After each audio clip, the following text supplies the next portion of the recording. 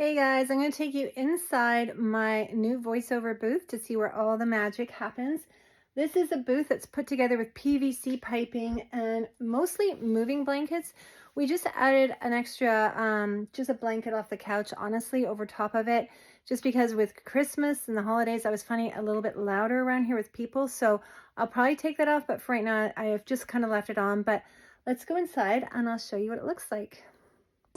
Also, I wanted to point out, I'm doing this in an undeveloped basement because we just moved to a new house. So having this booth is awesome, but let's go take a look inside. Okay, as we go inside, I'm just gonna put this light on here. Okay, you can see here is my laptop. I have a standing table and I just have a towel on top of it because you don't want any hard surfaces when you're doing voiceover because it'll bounce off of it, and you want everything to be as soft as possible. As you can see, I have lights up there to make it kind of fun. I'm not standing in pitch darkness. You can see all the moving blankets and the PVC on the roof.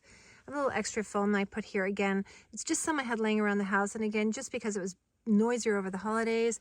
Here's my Neumann, I don't know how you say it, Neumann TLM microphone. Really a beautiful microphone. I love it. And my DT770 Pro headphones, which are amazing. They're super comfortable, noise canceling. They work really well.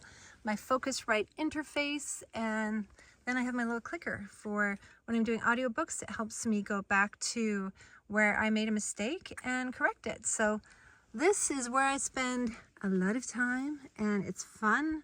I really enjoy doing voiceover. And yeah, if you have any questions, feel free to reach out.